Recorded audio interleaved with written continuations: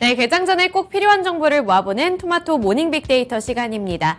원달러 환율이 상승세를 지속하게 되면서 투자 심리가 계속해서 약화되고 있는 분위기인데요. 이에 따라 양시장은 소폭으로 조정받으면서 금요일장을 마쳤습니다. 이 안에서 외국인과 기관의 수급 살펴보면서 오늘장 힌트도 얻어보시죠. 먼저 코스피 시장부터 살펴보겠습니다. 우선 외국인이 가장 많이 매수한 종목들 살펴보시면 LG 에너지 솔루션 같은 2차 전지 쪽으로 매수세가 유입이 됐습니다. LG 에너지 솔루션 같은 경우에는 미국 수혜를 받을 것이라는 기대감 때문에 외국인의 수급이 많이 들어왔는데요.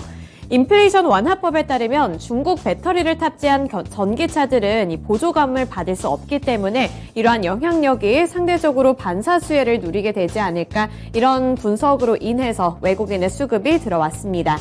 그리고 완성차 업체 쪽으로도 외국인의 수급이 돌아오는 모습인데요. 기아와 현대차가 있는데 이 부분도 이번에 수출 호재 소식을 기록하게 되면서 외국인의 관심 받았고요. 현대차 같은 경우 조금 이따가 더 자세하게 분석해 드리겠습니다. 또 아이폰 관련한 호재 안고 있는 LG 이노텍이 있고요. 마지막으로 하나솔루션 같은 신재생 에너지 쪽으로도 지속적인 관심이 들어오고 있습니다. 네, 넘어가서 기관 쪽도 보겠습니다. 기관 마찬가지로 LG 에너지 솔루션 그리고 현대차 같은 2차 전지 그리고 완성차 쪽으로 매수세가 유입이 됐고요. 밑으로 LG 이노텍도 동반 매수한 종목이 되겠습니다. 또 최근에는 삼성 바이오로직스 같이 이런 바이오 쪽으로도 관심이 들어오고 있는데요. 기관은 대표적으로 삼성 바이오로직스를 이 중에서 가장 많이 매수했습니다. 마지막으로 GS 리테일 같은 경우에도 상승률 나타내면서 상승불 켜내면서 마쳤는데 이 원인으로는 기관의 수급이 있습니다. 네, 넘어가서 매도 리스트 체크해 보겠습니다. 매도 리스트 보시면 대체적으로 삼성전자 그리고 SK하이닉스 같은 반도체 쪽을 향한 투자 심리가 많이 약화되고 있는 모습을 확인해 보실 수 있는데요. 필라델피아 반도체 지수가 지속적으로 하락하고 있다는 점이 악재로 작용을 했습니다. 이에 따라 국내 증시에서도 반도체를 향한 투자 심리가 냉랭해지고 있고요. 우선 특징으로 볼 수 있는 게 기관 쪽에서 SK하이닉스를 5거래일 연속으로 매도하고 있고요. 삼성전자 같은 경우에는 기관이 5거래일 연속으로 가장 많이 매도하고 있는 종목들입니다. 그리고 보시면 이렇게 카카오, 네이버 쪽으로도 기관의 매도세가 나타났는데요. 미국에서 기술주 중심의 나스닥 지수가 하락을 한 영향이 국내 증시에까지 도달하게 되면서 네이버와 카카오 같은 성장주 쪽의 투자 심리까지 약화가 되고 있습니다.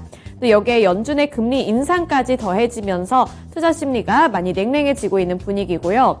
또 이어서 외국인 쪽 살펴보시면 최근에 급등했었던 두산 에너빌리티, 한국전력 같은 이 원전 관련주들 쪽에서 매도 물량이 출회가 됐습니다.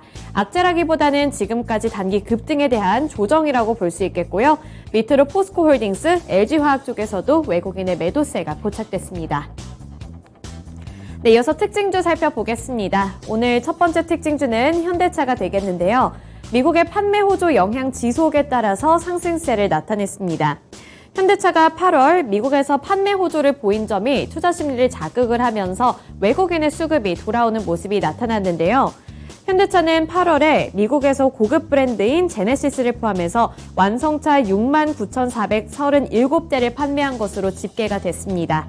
1년 전보다 13.5% 늘게 되면서 8월에 최다 판매 기록을 한 건데요.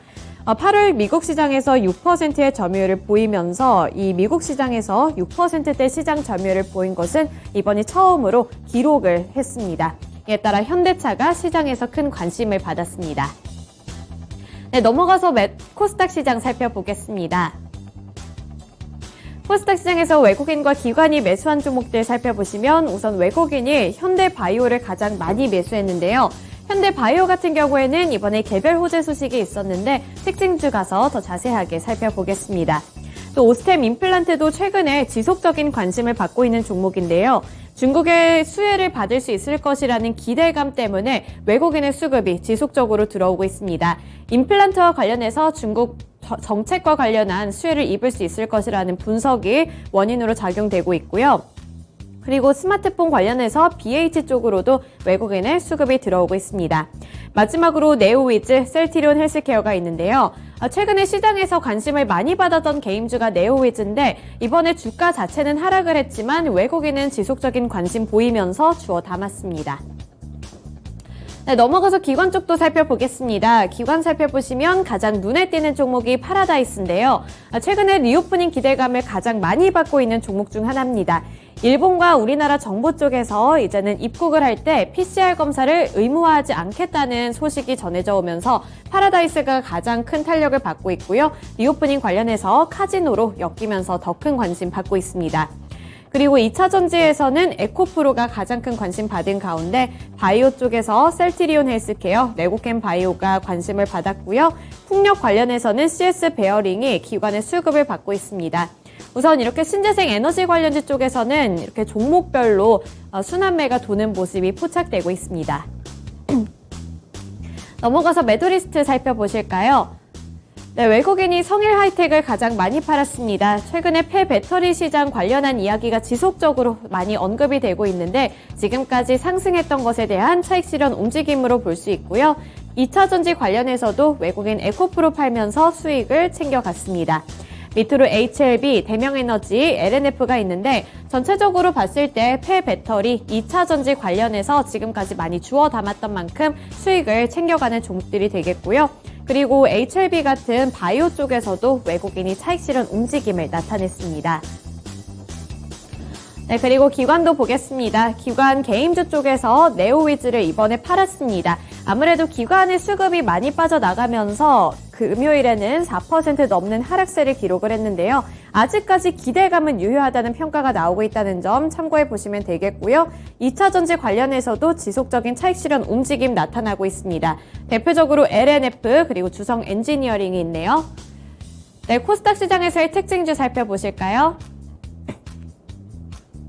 현대바이오입니다. 현대바이오가 미국 시장 진출 준비 소식에 상승세를 나타냈습니다.